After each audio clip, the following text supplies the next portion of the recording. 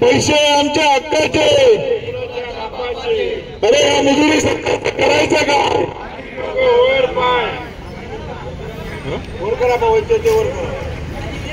अरे ठेकेदार एकजुटीचा, ठेकेदार एकजुटीचा नाही। अरे मजुरी सरकारचं करायचं काय?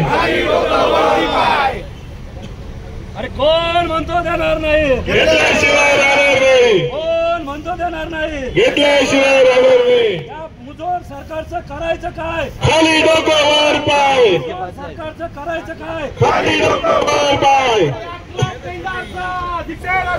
या क्लब टेंडरिंगचा, या क्लब टेंडरिंगचा, या क्लब टेंडरिंगचा, क्लब टेंडर करणाऱ्या अधिकारी मंत्र्यांचा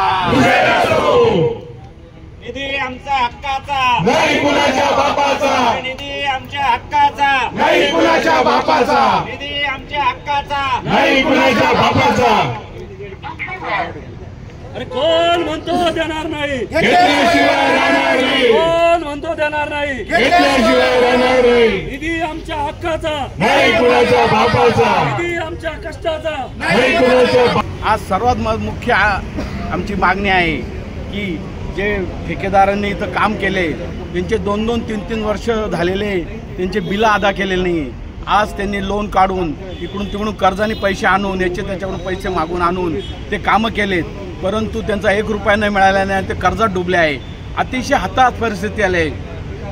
जसं हर्षल पाटील त्याच पद्धतीचं एक उदाहरण आहे का ज्या मुलांनी पैसे नसल्यामुळे आणि सब ठेकेदारांनी असल्या कारण दाखवून त्याला पेमेंट न केल्यामुळे त्याचं आज तो स्वतः त्यांनी आत्महत्या केली। असे अनेक हर्षल पाटील नाशिक महाराष्ट्रात आज स्थायिक आहे। आज त्यांची परिस्थिती अतिशय गंभीर झालेली आहे। आणि दुसरं म्हणजे असं की या ज्या शासनाने एक नवीनच फंड आणलेला आहे, टेंडर क्लब करायचे। हे छोटे छोटे 10-20 लाखाचे टेंडर हे असं न काढता हे डायरेक्ट करोडो रुपये अब्ज रुपयांचे टेंडर काढतात, जेणे की हे टेंडर फक्त बाहेरचे लोक घेतील, तशा अटी शर्तीचे टाकतात, तिथला स्थानिक माणसाला काही मिळणार नाही। यामुळे या क्लब टेंडरिंगमुळे जे 10-20 लाखावरचे कामं करायचे छोटे मोठे जे 1-1 कोटीपर्यंत ते ठेकेदार ठार मारणार आहे। त्यांना कोणतंही या कुंभमेळ्याच्या धर्तीवर काम मिळणारी ही अतिशय गंभीर बाब आहे।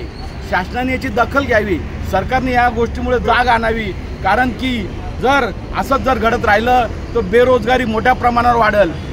बेरोजगारांना आत्महत्येशिवाय पर्याय राहणार नाही आणि हे जर हे घडत राहिलं तर महाराष्ट्र शासन याला सर्वस्व जबाबदार राहणार आहे।